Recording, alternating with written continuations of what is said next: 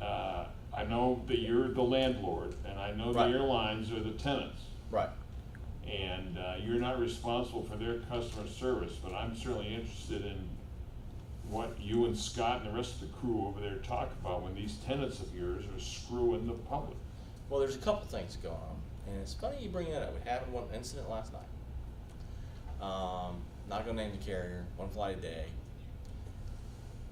They canceled due to a massive snow and ice storm that went through their hub, but they canceled the day before. So all of a sudden there was about 9 passengers beating on our door, wanting to know what's going on.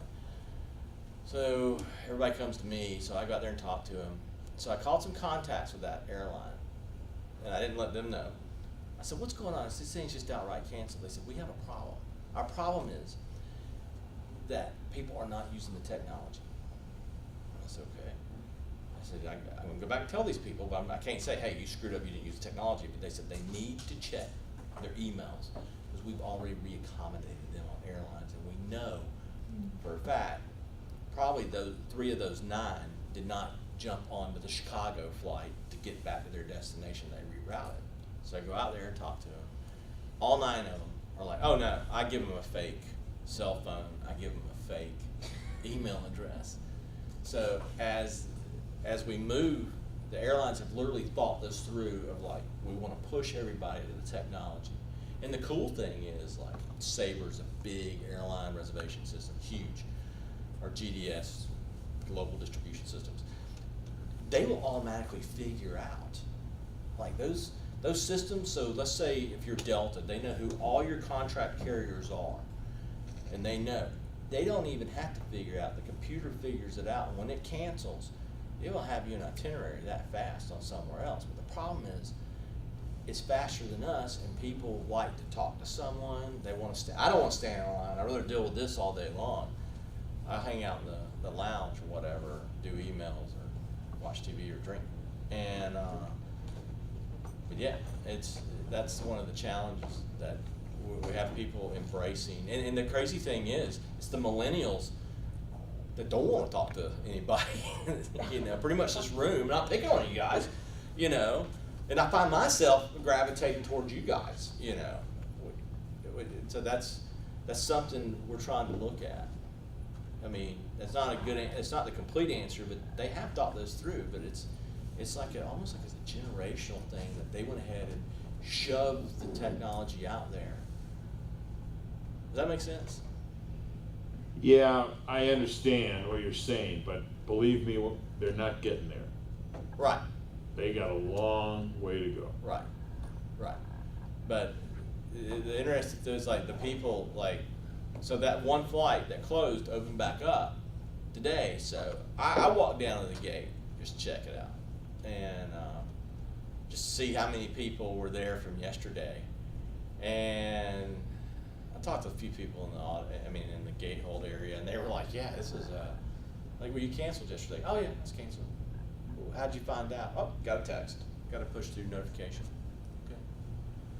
So you don't have to confirm this, but you're telling me that Allegiant actually put people on American or United Well, that or wasn't Delta? Allegiant. Wasn't Allegiant? No, Allegiant does not. They don't have contracts with other people. That's right. They will leave you behind. That's If you right. don't- Hey, you guys fly Allegiant? Oh crap! You be on time. Yeah. They will leave you. I mean, if you think, and that's that Vegas flight in the summertime leaves at 7 a.m. to get here on a Sunday. I will tell you, I've taken that flight 6 or 7 times, and I got the row to myself, and that thing sold out. So a lot of people miss that flight because it is tough to get up in Vegas at 6 a.m. or 7, 5 or 6. It's just me. I've done that one. It's tough. I mean, well, maybe not for you. I mean, but you stay out late in Vegas, you know. You just got to leave those tables alone, Chip. I tell you, that and the free alcohol at the tables, you know. I don't know what gets you worse. So. Yeah. What else have we got for Chip? Other question. She had a Is there anything fun you get to do your job? fun. Yeah, like a perk of, your job that, not everybody else gets to do. Quebec, 22 below? 21 below. Yes, there is. One of the fun things we get to do is there's a lot of air service development conferences that are speed dating. You sit down for 20 minutes No, they call it speed dating. You 20 minutes and you go here and you go to the next airline and you pitch your community with all the data you assemble, and they end up being in cool places. 2 years ago we were in Barcelona, and then 6 months later in Bilbao, Spain. I don't know if we're going. Yeah, we got Quebec this year. That sucked. But a lot of them in Vegas or Orlando. That might not sound fun, but trust me, after Quebec, I'll happily take Vegas or Orlando. Quito, Ecuador, was one of them. So you end up in those cool spots, and these conferences are expensive to go to. They're about $2,500 a head, and so we were at one, and they had the Jackson Fives, obviously minus Michael, and as our venue. They were real deals, you know. It was like, it was funny. We were sitting there. I was like, man, that looks just like Janet Jackson singing. Isn't that funny? And then someone's like, it is Janet Jackson. Oh, okay. So you always want to. So they make it. They try to make it fun and entertaining, and then they give you, believe it or not, when you go to those things, you get those free tours of the city. I always try to jump on one. Hey, went dog sledding 3 weeks ago. That was kind of different. I don't know if I ever get to do that again, but that was fun. You know. That's cool. But yeah, you get fun things like that, and also it's about if you can make it fun. And the way you make it, the secret is you make it fun is you stay good at your job. And what I mean is, you go a little over, and as long as you build a rapport and a relationship with your boss,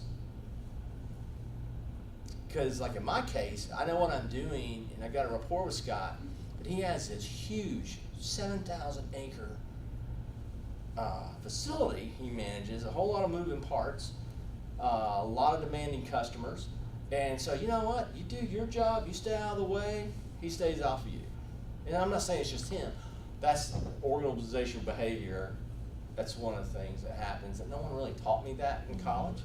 And I was saying, hey, okay, you know, and as long as I did my job, and you stay prepared. And then one of the key things, the way you do your job is, on some people, whatever it is, just give a weekly update in the email. Yeah. Just like, hey, working on this, heard this over here, I'm gonna go find out, I'll update you next week. And then probably the first 6 weeks, maybe 6 months, you know, but after a while, it's like, okay, he's got this, or she's got this. Yeah, well, it's like, no one's ever taught me that, you know. And I was like, oh, here we go, you know. And you know, it's like no one wants the bells and whistles of a car. You do, it's nice, but you just want you want it to do its purpose, get you to where you want to go. It's like that with life. Just give me the basics of it and just keep me updated, informed. So, sir. I always wonder this, just in general, for people who work at the airport. How do y'all get through security? With our badges, we can bypass. Okay. Not for flights or Right. anything, but our badges just don't. You don't have a badge. We go through a vetting process. We have our fingerprints taken. We have to take a drug test. We have to do random drug tests, and they don't tell the details, but they continuously do background. So you sign your life away. They're continuously doing background checks to make sure. And it's pretty funny. Some things have creeped up on me that I know that I've been checked on. Like, it's kind of strange because I've had people ask me questions like, hey, have you ever been to that website? I'm like, no. Are you sure? Yeah, I went into something. I mistyped that, but why? So that's fine. Because one of the biggest concerns right now, Homeland Security, is insider threat. Because we have access to aircraft bags and all that. You know, and that's why if you ever go to that airport, you look around, you are being watched. And we have some state-of-the-art cameras that will shock you. Like, whoa. Like, you'll see someone down the hall, and you can zoom in, you can read their book that they're reading. There's a movie called Keeping Up with the Joneses, and it's It's kind a of great movie. it's God. based off kind of like that. The guy Oh, who yeah, works that's in right. Human Resources, and people come and use his computers because he has access, you know, like Oh yeah, everything. we can't leave our computers up. I mean, we have to lock it and everything. You don't want to get caught. Someone walk by and your computer's Right. up and you're not there. You're absolutely correct. Mhm. You know? And I did think about that movie when someone got yelled at not too long ago. I don't want to keep y'all too late, so. But anything else? Well, I've got another one, Yeah, always. Yeah. please. We've got a few minutes left. These folks don't know it, I'll tell you, I came into this industry 35 years ago as a travel agent. Oh yeah, yeah. And to work my way up a little bit and then got into the hotel business. Mhm. And then got into the CVB business. Right. Uh, Very important business, with by a- the way. As hoteliers, you want to partner. If you are going hotel, I'm sorry to interrupt there, Sorry. but if you get that's your friend. CVBs are tourisms are your friend, and because they host what do we have? Once a month a hotelier meeting, and I'm always at those. I mean, it's good to know what's going on for them. I'm sorry. Well, it's been a real asset in this town. But here's my question. I'm interested in a little bit in your past airline Sure, life, and you mentioned planning and development absolutely. So and putting the right equipment on the right route. it's the And worst if thing you in the could give world. us a couple Yep. of minutes on how you do that. So the important thing is, so you go in an airline and you got a variety of platforms or different aircraft types. You know, everything from 50 seaters all the way up to 300 seats. So the challenge you have is like you can look at it like, oh wow, Florida, prime example.